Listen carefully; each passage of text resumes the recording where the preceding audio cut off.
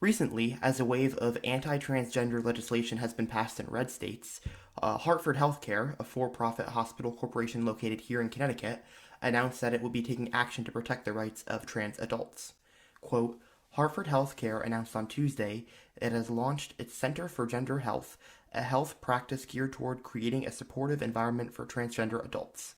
The practice is staffed by experts in endocrinology, urology, gynecology, plastic surgery, primary care, and behavioral health, the website states. The center, under the direction of psychologists Lauren Saunders and Derek Fenwick, offers chest and facial reconstruction, hormone therapy, voice therapy and surgery, individual and group psychological counseling, and other services vital to gender transition and care. The Center for Gender Health recognizes that each patient's journey is unique and is determined to provide the best emotional support and medical care one needs as they seek gender affirmation, the news release states.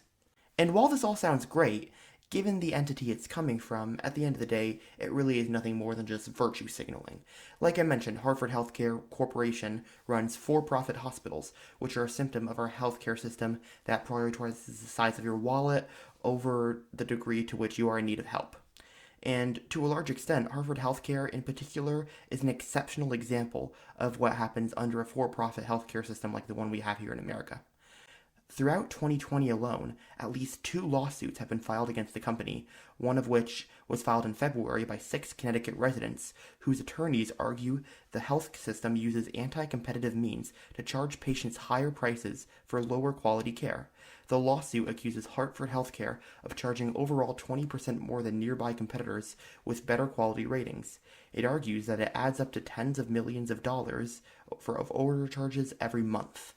Take a trip, for instance, to the ER. The lawsuit alleges that Hartford Hospital charges anywhere from 50% to nearly 3 times more than nearby St. Francis. When you have one hospital or a monopoly, they charge whatever they want because you have to have them in the plan.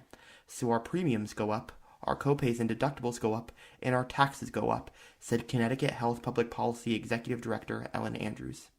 The plaintiff's attorneys argue Hartford HealthCare has gobbled up practices, gained market power, and has strong-arm negotiations with insurance companies. They say if their lawsuit is successful, it could help end anti-competitive behavior. And while these allegations of price gouging are not limited just to Hartford HealthCare, according to a 2015 study published in the Health Affairs Journal, all but one of the 50 hospitals in the U.S. with the highest charge-to-cost ratios were for-profit. They're grandstanding in support of trans-affirming healthcare, given the alleged practices of their business, as well as the industry at large, makes it particularly insulting, as their newly founded Center for Gender Health is still within the context of the American healthcare system, which means that the barrier trans people face to regarding access to care remains intact. And the fact is that people who cannot afford gender-affirming care can be highly negatively impacted by that. Quote, a third of those in the NCTE survey said they'd skipped getting medical care because of cost.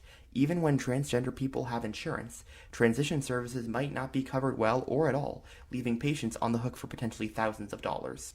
A quarter of people in the NCTE survey who tried to have insurance pay for their hormone replacement therapy were denied coverage, as well as over half who sought coverage for transition-related surgery.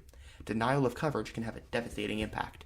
When Jamie Clare, 62, learned that her health insurance from her employer would not cover her medical transition, including hormone replacement therapy, she went into a deep depression and attempted suicide on 3 occasions, according to a lawsuit that she and 2 other transgender people, Catherine Lane and Amir Murphy, filed against the University of Florida and 2 state agencies earlier this year.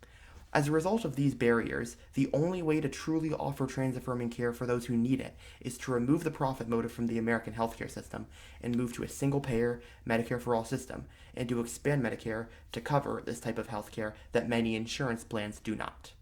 Senator Bernie Sanders, who introduced the Medicare for All bill in Congress in 2019, describes the program as a single-payer national health insurance program to provide everybody in America with comprehensive health care coverage free at the point of service.